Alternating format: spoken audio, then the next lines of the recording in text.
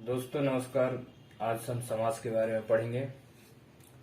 समास दो या दो से अधिक शब्दों से मिलकर बने हुए नए सार्थक शब्द को समास कहते हैं।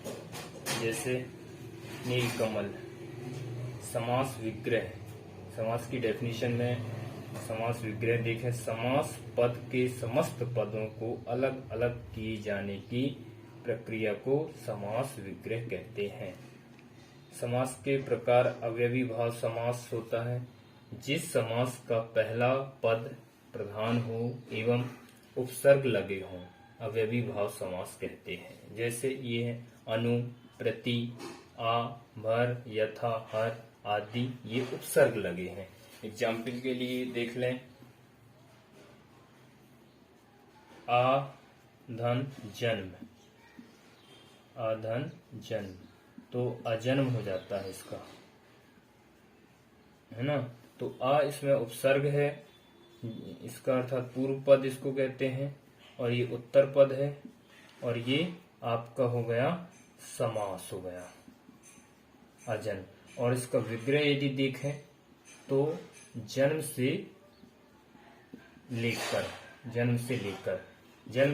हो गया। तो आ इसमें उपसर्ग है, क्योंकि जन्म का कोई ऐसा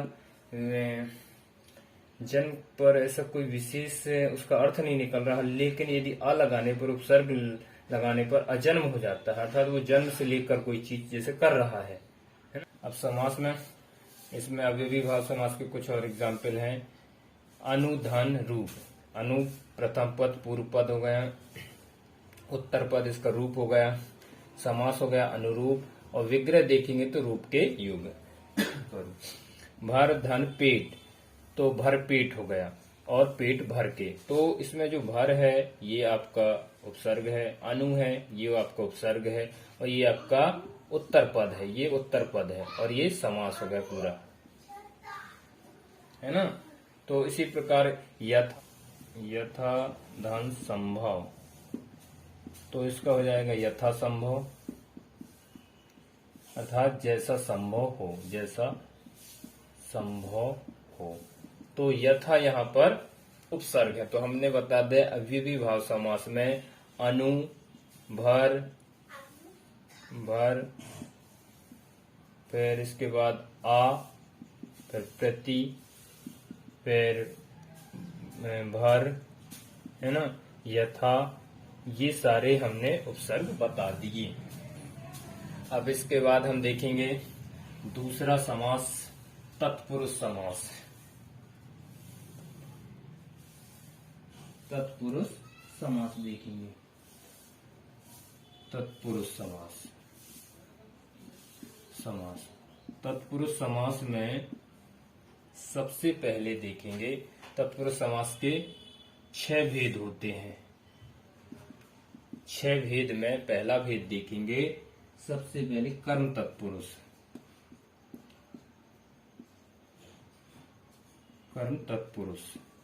कर्म तत्पुरुष में क्या होता है, इस समास में इस कर्म कारक की विभक्ति को का लोप हो जाता है। इसमें को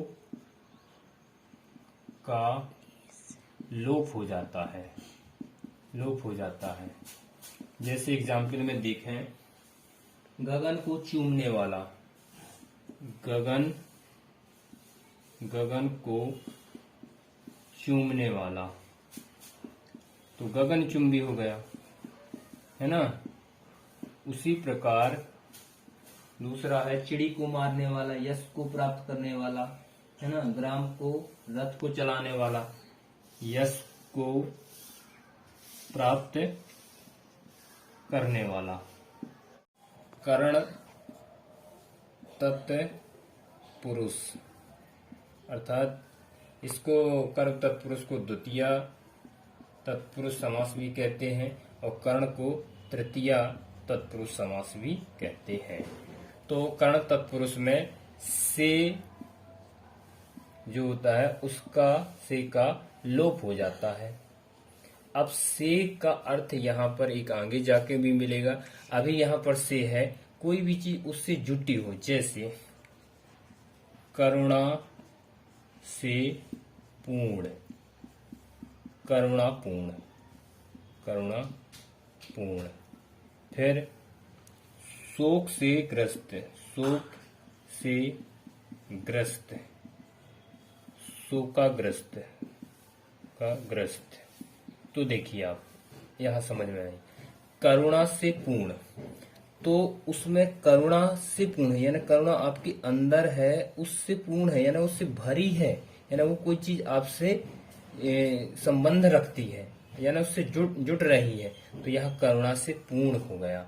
और शोक से ग्रस्त है, अब कोई आदमी को शोक होता है, ग्रस्त का अर्थ होता है एक प्रकार का, उसको एक बीमारी है टाइप की, यानी वो उससे जुड़ी है चीज है, तो शोक से ग्रस्त, शोका ग्रस्त है ना। अभी जो नेक्स्ट में आएगा से, उसमें संप्रदान में आएगा, अपादान में आएगा, तो वो चीज अलग होती है इससे, लेकिन हम उसमें बाद में डिस्कस करेंगे।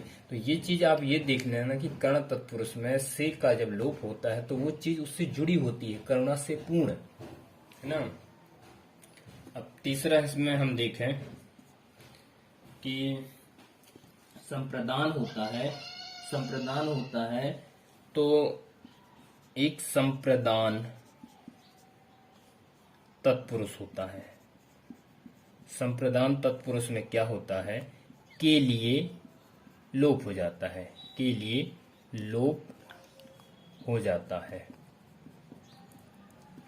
कैसे देखिए, जैसे प्रयोग के लिए शाला, तो प्रयोगशाला, जैसे कोई पूछा कि भाई प्रयोगशाला है, तो काम ही है, प्रयोगशाला का क्या काम है, प्रयोग के लिए शाला है ना। यज्ञशाला, यज्ञ, यज्ञ के लिए, यज्ञ के लिए शाला, तो यज्ञशाला है ना। इसमें आप देखिए अपादान तत्पुरुष समास, अर्थात पंचमी तत्पुरुष समास, इसमें से का लोप हो जाता है, से का लोप हो जाता है। हम पहले कर्म तत्पुरुष समास में देखे थे, उसमें भी से का लोप हो जाता है। इसमें कर्मधारय तत्पुरुष समास में क्या होता है, दूसरा पद पहले पद की विशेषता बताता है, एक पॉइंट। दूसरा पॉइंट है कि इसकी पहचान से समझा जाता है, जैसे समास विग्रह जब होता है तो है जो या के समान आएगा, तब इसकी पहचान होती है। एग्जाम्पल से देखें, ये समास विग्रह है, ये समस्त पद है। कमल के समान चरण, तो चरण कमल, तो भाई कमल के, ये दूसरा पद हुआ और ये पहला पद हो गया और ये दूसरा पद हो गया, तो दूसरा पद पहले पद की विशेषता बताता है। मैंने क्या बोला था, इसमें दूसरा पद पहले पद की विशेषता बताता है, तो दूसरा पद पहले की विशेषता बताता है ना, कि भाई चरण तो हैं आपके, लेकिन किसके समान है, कमल के समान, कमल के समान चरण। यदि कमल ना होते तो फिर किसी भी चीज का एग्जाम्पल देते हुए अच्छा या बुरा की जो है पहचान हो रही है कि वो कमल के समान है। जैसे बोलते हैं कि वो प्रधानमंत्री मोदी की तरह हैं, है ना, या कि बोले कि वो भगवान कृष्ण की तरह हैं, तो हम जब किसी से तुलना करते हैं, है ना, तब वो शब्द आता है। तो इसमें चरण कमल हो गया, तो कमल दूसरा शब्द हो गया, चरण पहला शब्द हो। फिर चंद्र के समान मुख, चंद्रमुख, मुख इसमें दूसरा है, पहला चंद्र है, तो चंद्र के समान मुख है ना। तो तीसरा है नीला है जो कंठ, नीलकंठ, तो है जो आया। फिर महान है जो देव, महादेव। अब इसमें हम कुछ एक और एग्जाम्पल देंगे, देखिए समास विग्रह, समास विग्रह और आपका समस्त पद मिलेगा, पद। तो देखिए देह रूपी लता, देह रूपी लता, है ना, तो देह रूपी लता में देह लता होता है, देह लता होता है।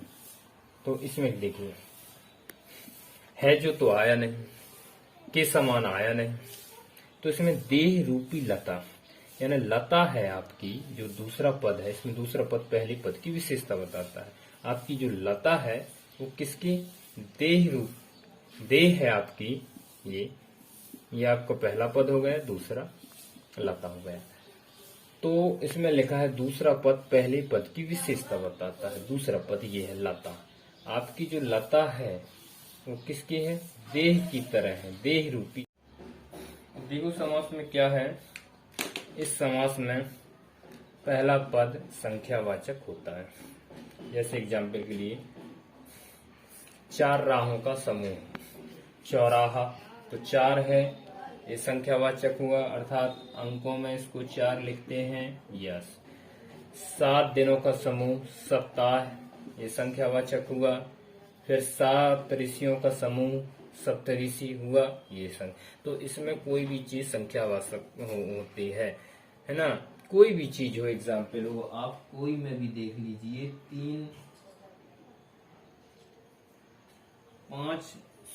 5 मणियों का समूह पंचमणि, कोई भी एग्जाम्पल ले लीजिए इसमें। अब आता है इसके बाद द्वंद्व समास। इसमें दोनों पद प्रधान होते हैं, अथवा और, अथवा एवं इसकी पहचान है।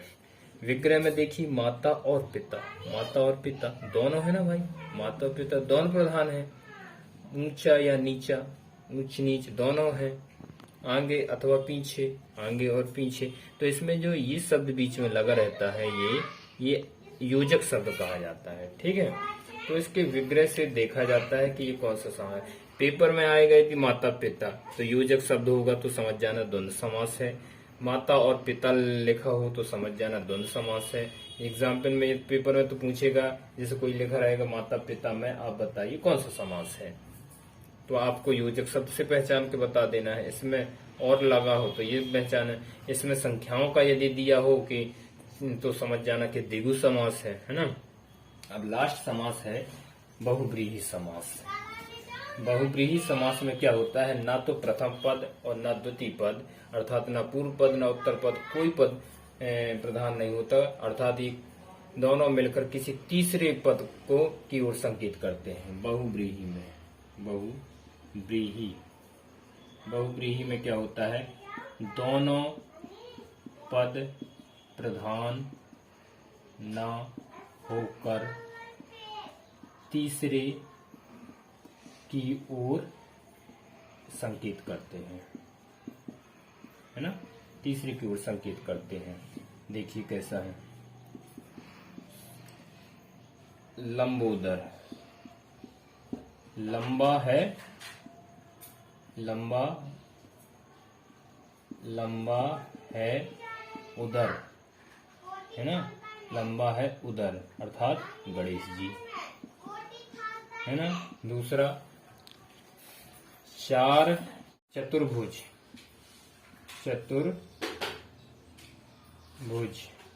है ना, तो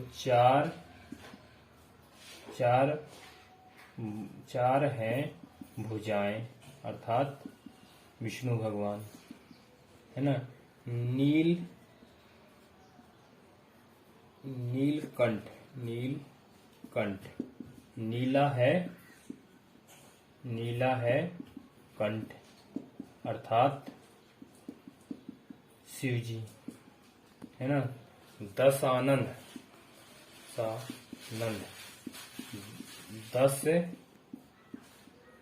10 है भुजाएं, अर्थात रावण। ये है आपका बहुव्रीहि समास। तो इसका ये समास विग्रह हो गया, है ना। ये आपका समस्त पद हो गया। इसमें आप तीसरा पद की ओर इशारा करता है, ये कहा जाए इसमें, है ना। तो लंबोदर, लंबा है उदर, अर्थात गणेश जी। चतुर्भुज, 4 है भुजाएं, अर्थात विष्णु जी। तो ये आपका चैप्टर कंप्लीट हुआ समास का। प्लीज लाइक एंड सब्सक्राइब करें, और हम नेक्स्ट वीडियो लाएंगे इसके बाद रस एवं अलंकार। Thank you so much.